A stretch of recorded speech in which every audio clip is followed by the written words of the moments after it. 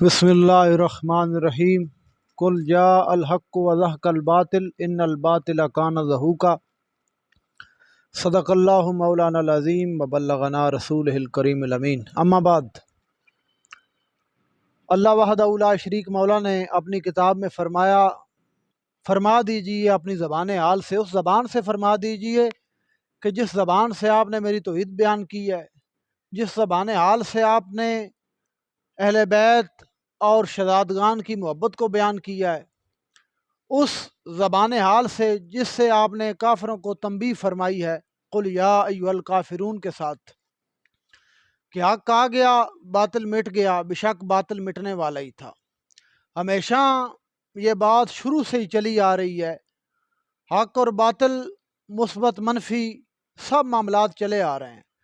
مثبت اور منفی دو پہلو ہوتے ہیں، جو دو ضدیں ہیں آپس میں متضاد ہیں، شروع سے چلے آ رہے ہیں۔ تو جو باطل ہے، باطل کی قوت کو مسمار کرنے کے لیے ہر دور میں حق نے اپنا فرض نبھایا ہے، حق والوں نے اپنا فرض نبھایا ہے۔ جو اللہ وحدہ لا شریک مولا کے میں جانب اور اس کی طرف ہوتے ہیں، وہ ہمیشہ حق کا ساتھ دیتے ہیں۔ کبھی جو نمرود سر اٹھاتا ہے تو اس کے مقابلے میں ابراہیم آ جاتے ہیں، کبھی جو فرعون سر اٹھاتا ہے تو اس کے مقابلے میں موسیٰ علیہ السلام آ جاتے ہیں، کبھی جو اکبر بادشاہ کا فتنہ اپنی آب و تاب پر ہوتا ہے تو اس کے مقابلے میں اللہ وحدہ لا شریک حضرت مجد الفسانی شیخ احمد سرندی فاروقی کو تعینات فرماتا ہے۔ تو یہ معاملات شروع سے ہی چلتے آ رہے ہیں کہ یہاں باطل ہوتا ہے، اس کو ختم کرنے کے لیے، اس کے کلا کما کرنے کے لیے، اس کو نست و نابود کرنے کے لیے حق ہمیشہ اللہ وحدہ لا شریک مولا کے فضل کے ساتھ، اس کی طاقت کے ساتھ ابھرتا ہے اور ہر باطل کا مقابلہ کرتا ہے اور باطل کو نست و نابود کرتا ہے۔ امام علی مقام رضی اللہ تعالیٰ عنہ کا جو دور ہے وہ بھی کچھ اس طرح ہی ہے۔ کربلا میں جو واقعہ ہوا یہ کچھ ثانیہ نہیں ہوا کہ اچانک ہو گیا، بلکہ مصطفیٰ نبی کریم آقا نامدار نے اس کے بارے میں پہلے بھی بہت باتیں بتائی تھی، اور جبریل نے آ کر حضور کو مٹی بھی دی اور سرکار نبی کریم آقا نامدار نے وہ مٹی ام سلمہ کو عطا کی۔ تو لمحہ بلمحہ وقت گزرتا رہا اور ہر باطل کے دور میں حق ابھرتا رہا اور باطل کا کلا کما کرتا رہا۔ امام علی مقام رضی اللہ تعالیٰ عنہ جب باطل کے مقابلے میں آئے تو اس کی پہلے بشارتیں ہو چکی تھیں۔ مولا مرتضیٰ جا رہے تھے تو جب کربلا اور ماریا بھی اس کا دوسرا نام ہے اس سے گزرے تو آپ نے اپنی ایڑی زمین پر مار کر فرمایا کہ یہاں میرا حسین شہید ہوگا، یعنی وہ پہلے جانتے تھے۔ اور جو مومن ہوتا ہے وہ اللہ کے نور کے ساتھ دیکھتا ہے، تو سرکار آقا نبی کریم آقا نامدار کائنات کے سب سے بڑے مومن ہیں، تمام مخلوقوں سے اعلیٰ مخلوق میں سے اعلیٰ آدمی، اعلیٰ شخص ہیں آپ، اللہ نے آپ کو بے شمار شانیں عطا فرمائی ہیں۔ امام علی مقام کی شہادت کے متعلق سرکار نے خوشخبری دی جب آپ پیدا ہوئے کہ یہ باطل کا مقابلہ کرے گا، اپنی گردن پر خنجر چلوا کر باطل کا مقابلہ کرے گا۔ امام حسن مجتبی رضی اللہ تعالیٰ عنہ بھی علی کے بیٹے تھے، فاطمہ کے بیٹے تھے، دودھ بھی انہیں فاطمہ کا پیا تھا، مقابلہ کر سکتے تھے لیکن مقابلہ اس لیے نہیں کیا کیونکہ نانا جان نے کہا کہ حضرت معاویہ بھی مسلم ہیں اور حضرت معاویہ جو ہیں وہ مصیب ہوں گے اور آپ بھی مصیب ہوں گے، لیکن وہ خطائی اتحادی پر ہوں گے، ان سے صلح کر لینا۔ لوگوں نے کہا حضرت آپ نے یہ کیا کیا؟ ملا باقر مجلسی اپنی کتاب میں لکھتا ہے کہ جب حضرت امام حسن مجتبی رضی اللہ تعالیٰ عنہ نے حضرت معاویہ سے صلح کی تو سب سے پہلے جو اپنے آپ کو شیعان علی، شیعان اہل بیت کہتے تھے، سب سے پہلے بولے۔ مجلسی لکھتا ہے سخن معلومی می شواد با معاویہ صلح کنند حضرت را ریختن بسباب حضرت را غارت کردن یہاں تک کہ مسلح زیر پایا کشیدن مثل پدرش کافر شواد۔ جب حضرت امام حسن مجتبی نے حضرت معاویہ سے صلح فرمائی اور 30 لاکھ مربع میل کی حکومت پر جو آپ کی دسترس سے آپ کے پاس حکومت ہے، جو تاج آپ کے سر پر ہے، تو وہ تاج آپ نے اتارا اور معاویہ کے سر پر رکھ کر کہا، فرمایا جیسے چلتی ہے چلاؤ، میں نانے کی امت میں فتنہ نہیں برداشت کر سکتا۔ تو جب صلح کی تو مجلسی لکھتا ہے کہ سب سے پہلے شیعہ بولے، انہوں نے کہا تم نے معاویہ سے صلح کر لی ہے، تو چلے آئے امام حسن کے پاس، اور امام حسن مجتبی کے پاس آنے کے بعد انہوں نے کیا کیا کہ سب سے پہلے امام حسن مجتبی کے پاؤں کے نیچے سے مسلح کھینچ لیا، آپ کے منہ پر چپیڑے ماری، آپ کو مذل المومنین کہا اے مومنوں کو ذلیل کرنے والے، تو نے معاویہ کے ساتھ صلح کیوں کی؟ تو جس طرح تیرا باپ معاویہ کے معاملے میں 5 بنا کے کافر ہو گیا تھا، ویسے ہی معاذ اللہ معاذ اللہ معاذ اللہ تو معاویہ کو خلافت دے کے کافر ہو گیا۔ تو یہ ہوتی ہے بیماری۔ سرکار نے فرمایا تھا کسی کو بھی اگر چاہو تو اس کی یاد سے بڑھ کر اسے نہ چاہو، اور نہ اس کی یاد سے اسے گھٹاؤ، درمیان راستہ اختیار کرو۔ جبریہ اور قدریہ کی طرح اپنے عقائد کو نہ بنا لینا، اس میں ہی تمہاری بقا ہے، اس میں ہی تمہارا فائدہ۔ امام علی مقام رضی اللہ تعالیٰ عنہ کو کوفیوں نے خط لکھے۔ کوفے والے کون ہیں؟ کوفی کون ہیں؟ کوفی امام کے قاتل ہیں، اور امام کے قاتل شیعہ ہیں۔ یہ دعویٰ ہے، اور دعوے پر دلیل ضروری ہوتی ہے۔ تو مجالس المومنین قاضی نور اللہ شوستری، نور جہاں کا استاد، جس کے لیے نور جہاں نے انڈیا میں تاج محل بنوایا تھا، آگرہ میں اس کی اب قبر ہے۔ نور اللہ شوستری کہتا ہے بالجملہ اہل تشیع حاجت با اقامت دلیل نہ دارد، سنی بودن کوفی الاصل خلاف اصل متاج با دلیل است و اگرچہ بو حنیفہ کوفی باشد۔ وہ کہتا ہے جمہور اہل کوفہ شیعہ تھے، اگر کسی کو سنی کہنا ہو تو اس کے لیے دلیل کی ضرورت ہے کہ وہ کیسے سنی ہے۔ اگر کسی کو شیعہ کہنا ہو تو اس کے لیے دلیل کی ضرورت نہیں ہے، کیونکہ وہاں میجارٹی جو ہے شیعہ کی، جمہور تمام شیعہ ہیں وہاں۔ ہاں، اگر کسی کو اپنے آپ کو سنی ثابت کرنا ہے، وہ ابو حنیفہ ہی کیوں نہ ہو، اس کو بھی دلیل دینی پڑے گی۔ امام اعظم حضرت نعمان بن ثابت الکوفی رحمۃ اللہ علیہ حنفیوں کے امام ہیں۔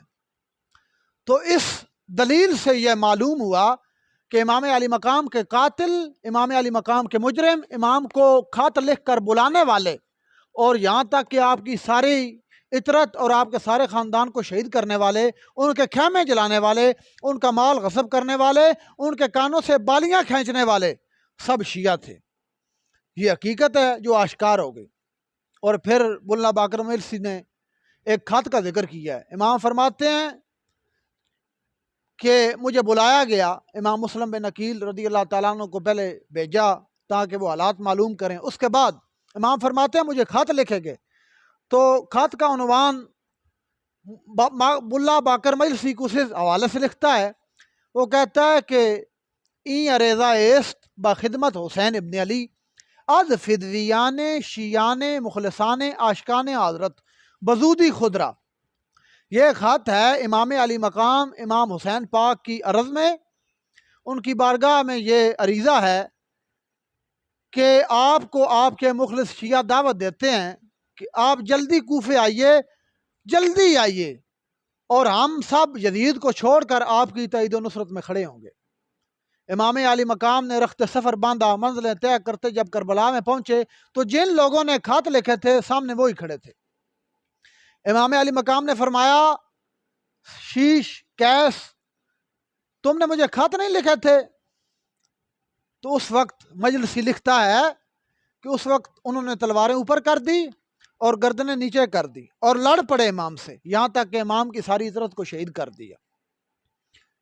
اور یہ دھوکے باز جو ہیں پہلے بھی حضرت عبداللہ ابن عمر جلیل القدر صحابی ہیں، ان کی بڑی شان ہے، بڑا مقام ہے، بڑا مرتبہ ہے، بڑی رفعت اور فضیلت ہے۔ تو جب امام اونٹوں پر سوار ہوئے، گھوڑے کا کوئی تصور نہیں ہے، یہ گھوڑے والا سارا ڈرامہ ہے جس کی کوئی حقیقت نہیں ہے۔ آج کل لوگ گھوڑے کو تبرکات سمجھتے ہیں، تبرکات کے معاملات کرتے ہیں، اس کے ساتھ اس کے نیچے سے گزرتے ہیں، جس عورت کو اولاد نہ ہو رہی ہو اس کے نیچے سے گزارتے ہیں۔ تو جس پر گھوڑا ڈالا جائے اس سے گھوڑا ہی پیدا ہوگا، بندہ پیدا نہیں ہو سکتا، اس طرح کی کیفیت ہے۔ تو امام علی مقام اونٹوں پر سوار تھے تو حضرت عبداللہ ابن عباس ملے، عبداللہ ابن عمر ملے۔ عبداللہ ابن عمر نے عرض کی یا نواسہ رسول، مجھے پتہ ہے آپ رکیں گے نہیں، اگر آپ نے رکنا ہوتا تو میں آپ کے اونٹوں کی نکیلیں کاٹ دیتا، آپ کبھی نہ جاتے۔ آپ جا رہے ہیں ایک فریضے کے لیے، وہ عظیم فریضہ یہ ہے کہ جو اپنے آپ کو شیعان علی کہتے ہیں، شیعان حسن کہتے ہیں، شیعان حسین کہتے ہیں، شیعان اہل بیت کہتے ہیں، یہ لوگ کتنے سچے ہیں اور ان کے قول میں کتنا کذب ہے، کتنی صداقت ہے۔ تو اس کا پردہ چاک کرنے کے لیے آپ جا رہے ہیں، آپ یزید کی اصلیت بتانے کے لیے جا رہے ہیں، ورنہ لوگ یزید کو امیر المومنین خلیفہ عادل سمجھتے ہیں، حالانکہ وہ خلیفہ عادل نہیں ہے۔ خلیفہ عادل تو حضرت معاویہ تھے جن کی بیعت کی حضرت امام حسن مجتبی نے۔ اور اپنی خوشی کے ساتھ. حضرت معاویہ فرماتے ہیں جب حسن نے مجھے خلافت دی وہ پریشان نہیں تھے، ان کے چہرے پر ملال نہیں تھا، بلکہ حسن خلافت دیتے وقت مسکرا رہے تھے. یہ کیفیت تھی آپ کی.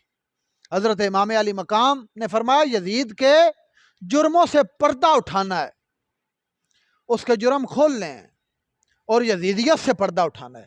یزیدی سب وہ تھے جو اماموں کے نام کی مالا جپتے تھے اور ہم ہی بڑھتے تھے کہ ہم شیعان علی ہیں، شیعان حسن ہیں، ہم ان کا گروپ ہیں. محب اللہ تبری کی بات اکثر کرتے ہیں، ریاض النظرہ کی بات کرتے ہیں جی، اس میں لکھا ہے کہ حضرت امام حسن مجتبی، حضرت مولا علی، انہوں نے یہ فرمایا ہے کہ جو میرے شیعہ میں سے ہوگا وہ جنتی ہے، وہی اصل جماعت ہے. تو شیعان علی سے مراد یہاں مذہب شیعہ نہیں ہے، فرقہ شیعہ دلہ مدلہ ذلیلہ لعینہ خبیثہ ملونہ نہیں ہے. یہی بات حضرت امام زین العابدین سے کسی نے پوچھی تھی. فرمایا حضرت جب کثرت سے فرقے بن جائیں تو اس میں سے حق والا کون ہے؟ فرمایا جو اہل السنہ ہوں گے وہی اہل حق ہیں. پوچھنے والا بندہ بڑا ذہین فتین تھا، دوبارہ سوال کر ڈالا، یا حضرت اگر اسی ٹائٹل کے، اسی نام کے اور لوگ بھی ہوں تو اس میں حق کی پہچان کیسے ہوگی کہ یہ اصل سنی ہے، یہ وہ اصل سنی ہے، یہ وہ اصل سنی ہے؟ کون اصل سنی ہے؟